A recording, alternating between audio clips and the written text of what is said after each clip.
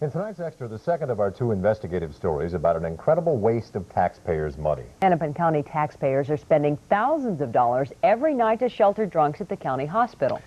Even worse than the money, it now appears the county program may actually be contributing to the premature deaths of people who desperately need help. Rick Covcello is at Hennepin County Medical Center with the story. Rick? Well, Paul, the problem here stems from the decision to close Hennepin County's Detox facility last December. That decision was made in the midst of chaos amid all kinds of allegations that workers at the old Detox facility were abusing patients there.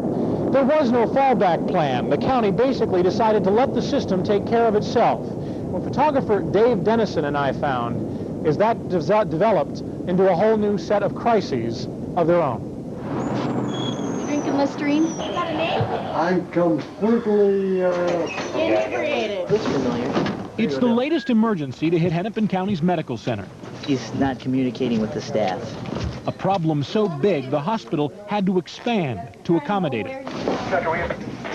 This is one of hundreds of people brought here every week for no reason other than that he's drunk. Can you sit up? In the absence of Detox, in the absence of any other plan, Hennepin County is routing nearly every public drunk in town to the medical center. They don't necessarily need all these doctors and nurses, but the county hasn't offered another plan that works. Marcia, did you take Marvin's paperwork? This is the one place in town where public inebriates can't simply walk off as soon as they're dropped off. Marvin, we're going to put a seatbelt on you so you don't fall overboard. But they're only here long enough for doctors and nurses to prove scientifically what would appear to be obvious. These people are drunk. Stand up. Okay, Karen, let's see you walk. Can you stroll? It is the beginning of what may be the most expensive community treatment plan anywhere in America. As far as I'm aware, we're the only metro area that has a medical model for handling all of the inebriates, meaning that every inebriate on the street who's a public nuisance has to be seen by a doctor. Sir? Maybe Minneapolis can afford that. Maybe that's a good plan. But we're the only place in the world, practically, that can afford to do that. In most cases, the people who come through here are sent away within hours. Oh, Mary, come on. That becomes a story all its own. Where am I going? You're going to the Harbor Lights. Going to Harbor Lights. Most frustrating for the staff here is they know they're going through all of this, and Larry will likely leave the shelter he's sent to, only to go back on the street and be back here again before the night is out. There's nothing smooth about the process. Get in the cab. Get in the cab. I believe it does. Get in the cab. So where am I going? Harbor Lights. Too many guys have to be there. Larry, I don't need to I'm the baddest motherfucker. Larry, hey, I'm the nurse. Get in the car. The cost for the use of doctors and nurses to play such power roles, the county tax bill amounts to more than $10,000 every week. Now, either we're very, very smart, or else we're not. Alcohol intoxication. Roxwold's criticism of the county becomes more pronounced the more he looks at what the total bill becomes. 2 out of 3 drunks taken to the hospital go by ambulance or police. The transportation tab is almost twice the cost of emergency care, nearly $20,000 a week. So often, it's the same people, again and again. Too often, the same people are so drunk, the hospital can't get them to move physically, so they are admitted to the hospital for an overnight stay. Nightstand. The weekly bill to taxpayers, $37,000 a week. I come here almost every night. It costs a lot to use a hospital as a hotel. Every night Hank's here, we're paying $300 for his stay. To give you some perspective for just what that kind of money can buy, consider this. If we just wanted to house these people, we could bring them here to the Whitney, perhaps the finest hotel in the Twin Cities. Even at $275 a night, it would be cheaper. Even if you're one of those who believes we have to stay focused on treatment, Hennepin County is spending so much money every day on these chronic cases, it would be less expensive to admit them to Hazelden. Hazelden, considered one of the world's preeminent rehab facilities, takes Hennepin County referral cases for less than $200 a day. It might not be so bad if the problem wasn't so persistent, if the cycle weren't so fast. Hank is one heck of a case study. He leaves the hospital planning to drink his way back. I'll probably buy myself some mouthwash up there. 'Cause I'm hanging over really bad. He actually made plans inside the hospital to meet his friends on the street here. He's not outside half an hour, and he's well on his way back to the hospital.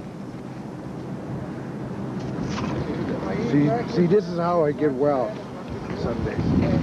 I always have a stash. The vodka runs dry quickly. Hank and his friends pool their resources to buy all the mouthwash they can.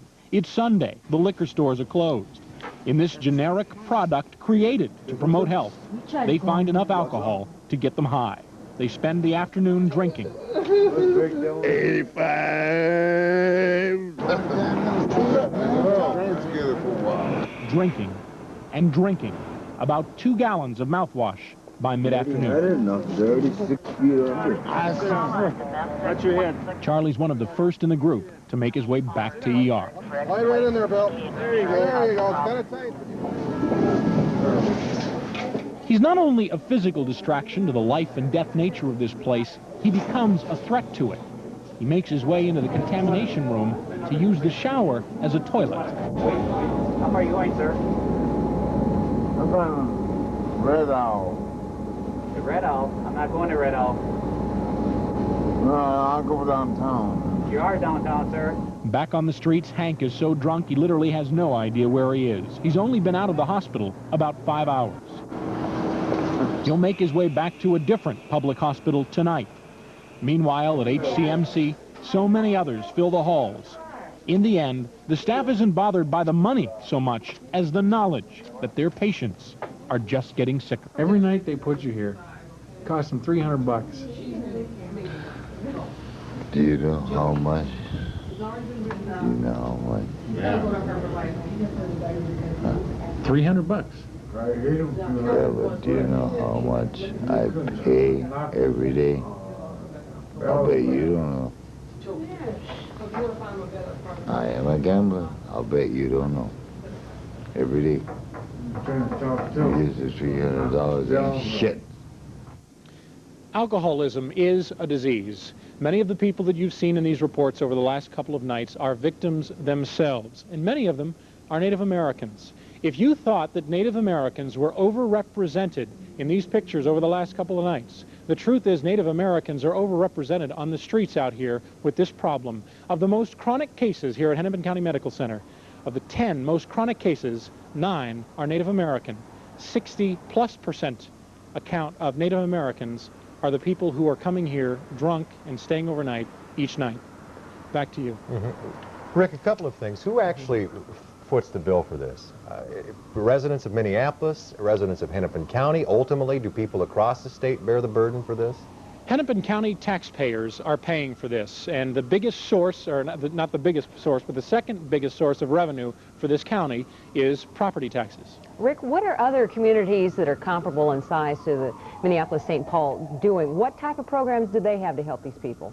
Well, most of what you'll see, including over in Ramsey County, is something more similar to what we used to have here with the old Detox program that guaranteed at least a 72-hour hold on these people. That is about the maximum level that we can mandate right now, holding these people. They're not committing crimes. 72 hours has been the maximum, and right now we're looking at trying to extend that. The state of Minnesota is considering extending that to many more days. Rick, finally, we realize this is just a stopgap measure because the detox was shut down because of the allegations of abuse and everything.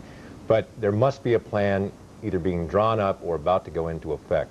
Do you know when that is going to happen? There are plans being drawn up, and there are even proposals out there now. And ultimately, what we're looking at is something that could be effective here near the end of this year, very late near the end of this year, that will at least provide for 44 detox beds that aren't coming with this kind of a tab. All right. Thank you very much.